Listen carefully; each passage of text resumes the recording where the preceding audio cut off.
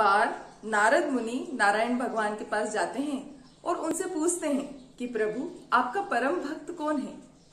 मन ही मन नारद मुनि बहुत खुश होते हैं क्योंकि वह जानते हैं कि नारायण भगवान उन्हीं का नाम लेने वाले हैं, क्योंकि नारद मुनि दिन भर नारायण नारायण का जाप जो करते थे।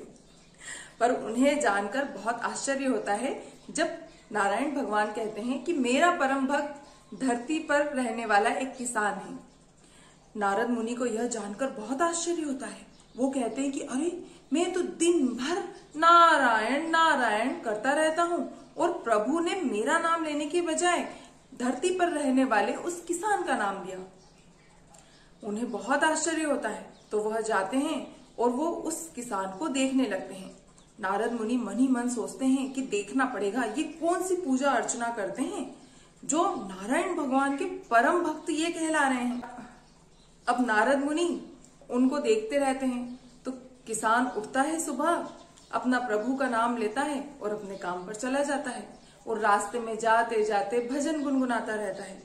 फिर वह खेत में पहुंचता है और खेत का काम करते करते भी भजन गाता रहता है। नारद मुनि सोचते हैं शायद ये अब पूजा करेगा, शायद ये अब भगवान का नाम लेगा।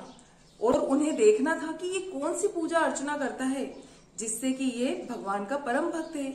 परंतु उन्हें ये जानकर बहुत आश्चर्य होता है कि वह तो पूजा करता ही नहीं। दिन भर वो खेत में काम करता और शाम को अपने घर आ जाता।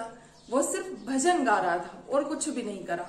शाम को उसने खाना वाना खाया अपना और भगवान का नाम लेके फिर सो गया। नारद मुनि नारायण भगवान के पास जाते हैं और कहते हैं कि प्रभु ये कैसे आपका परम भक्त हो सकता है। इसने तो एक बार भी मुंह से अपने नारायण शब्द नहीं निकाला और ना ही इसने कोई पूजा अर्चना करी।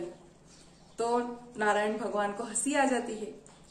फिर वो उसे एक बड़ा सा पतीला देते हैं और पूरा ऊपर तक उसमें तेल भर देते हैं और नारद मुनि को कहते हैं कि ये तुम्हें आज अपने सर पर रखकर घूमना है। इस पर ध्यान रहे, इसमें से एक बूंद भी तेल छलकना नहीं चाहिए। अब नारद मुनि सोचते हैं कि ये क्या बात हुई, मैं तो इनसे अपना परम भक्त पूछने गया था और इन्होंने मुझे एक पतीला पकड़ा दिया, वो भी पूरा तेल से भरा हुआ।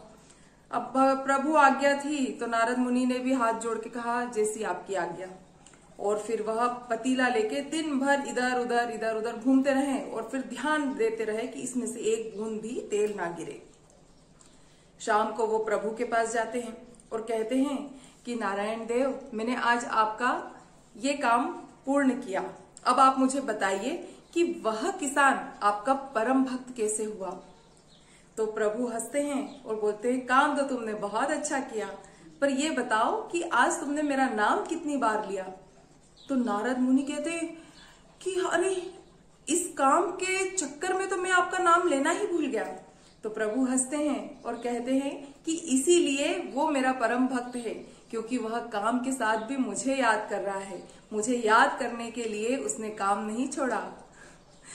अगर हम ईश्वर की पूजा नहीं कर पाते हैं और सच्चे मन से सिर्फ उनका नाम लेते हैं तो ईश्वर जरूर प्रसन्न होते हैं। इस कहानी से हमें यही शिक्षा मिलती है। नारायण नारायण।